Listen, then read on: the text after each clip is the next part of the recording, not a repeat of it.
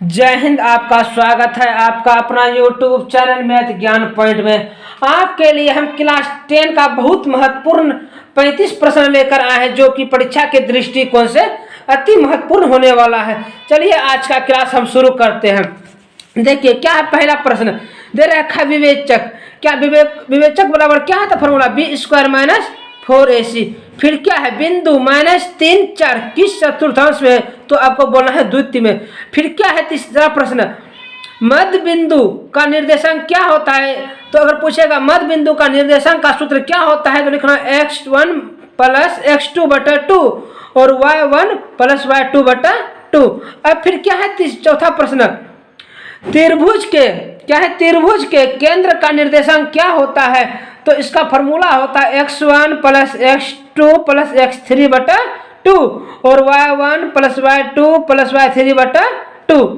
फिर अगला प्रश्न क्या है 5 नंबर, निर्देशांक ज्यामिति में त्रिभुज का क्षेत्रफल। अगर पूछेगा कि निर्देशांक ज्यामिति में त्रिभुज का क्षेत्रफल क्या होता है, लिखेंगे x1/2 x1 × y2 घटा y3 फिर प्लस x2 बराबर क्या देंगे इंटू y3 घटा y1 फिर प्लस देंगे x3 क्या जो y1 घटा y2। अब फिर क्या है 6 नंबर प्रश्न, दे रखा है बिंदु 5 - 4 में भुज का मान क्या है? अगर भुज पूछेगा तो मेरा क्या हो जाएगा आंसर 5। क्या होगा 5 हो जाएगा। अब फिर क्या है 7 नंबर प्रश्न, दूरी का सूत्र लिखें। क्या है दूरी का सूत्र लिखें? तो दूरी बराबर क्या आता है सूत्र x2 घटा x1 का स्क्वायर प्लस y2 घटा y1 का स्क्वायर और क्या हो जाएगा उसमें रूट दे देंगे। अब फिर 8वां प्रश्न क्या है, cos थीटा। क्या है cos थीटा गुना sec थीटा, इसका मान 1 होता है। क्या होता है 1। अगर आपसे पूछेगा कि 9 नंबर प्रश्न क्या है, sin थीटा बटा cos थीटा, तो इसका क्या आता है फॉर्मूला tan थीटा। किसका फॉर्मूला होता है tan थीटा। अगर इसका उल्टा रहेगा cos ऊपर रहेगा और sin नीचा रहेगा तो किसका होता है cot थीटा। किसका होता है cot थीटा का। अब फिर देखिए 10वां प्रश्न क्या है, cosec 90 - थीटा बराबर क्या होता है सूत्र sec थीटा। क्या होता है cosec 90 - थीटा बराबर sec थीटा। अब फिर 11वां प्रश्न क्या है, tan² थीटा बराबर क्या होता है cosec² थीटा -1। क्या होता है cosec² थीटा -1। अब फिर 12वां प्रश्न क्या है, cosec 0। क्या है cosec 0 का मान होता है अपरिभाषित। क्या है अपरिभाषित है। अब फिर 13 नंबर प्रश्न क्या है, tan 60 डिग्री का मान होता है √3। क्या होता है tan 60 डिग्री का मान √3 होता है। फिर अगला प्रश्न देखिए, अगला प्रश्न क्या है 14 नंबर, त्रिकोणमिति में पाई का मान होता है। तो इसका मान होता है त्रिकोणमिति में पाई का मान 180 डिग्री होता है। अब फिर क्या है 15 नंबर प्रश्न, एक वृत्त पर कितनी स्पर्श रेखा खींची जा सकती है? तो एक वृत्त पर बहुत सारा हम रेखा खींच सकते हैं, इसको बोलते हैं अनेक स्पर्श रेखा, यानी बहुत सारे रेखा हम खींच सकते हैं। अब फिर 16 नंबर प्रश्न क्या है, वृत्त के त्रिज्यखंड का क्षेत्रफल। तो इसका सूत्र होता है θ/360 गुना πr²। वृत्त के त्रिज्यखंड का क्षेत्रफल क्या होता है θ/360 πr²। अब फिर क्या है 17 नंबर प्रश्न, वृत्त के चतुर्थांश का क्षेत्रफल। क्या है वृत्त के चतुर्थांश का क्षेत्रफल, इसका फॉर्मूला होता है 1/4 गुना πr²। क्या होता है 1/4 गुना πr²। अगर पूछेगा कि पाई का मान कितना होता है तो बोलिएगा 22/7 या 3.14।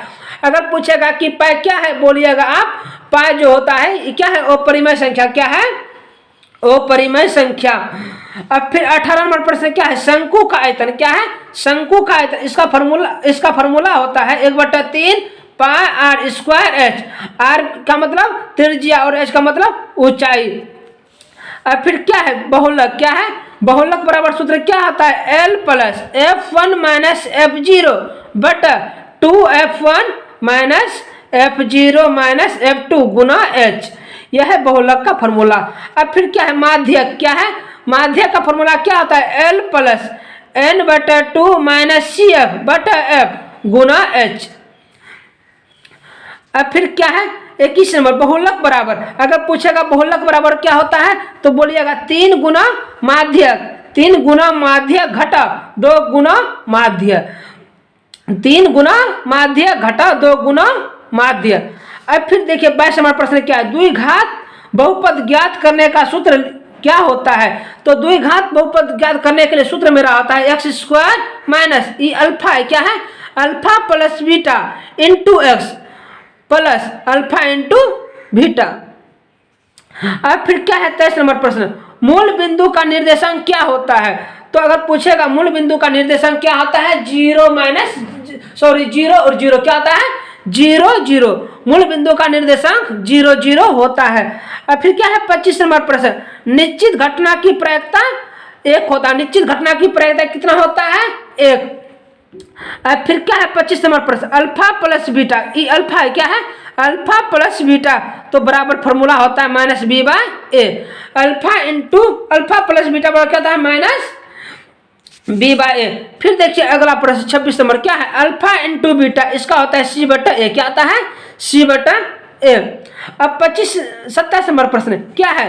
बेलन का आयतन, तो बेलन का आयतन अगर पूछेगा तो इसका फॉर्मूला आता है पाई आर स्क्वायर एच, क्या होता है? पाई आर स्क्वायर एच। अगर आपसे पूछेगा कि माध्यक बराबर क्या?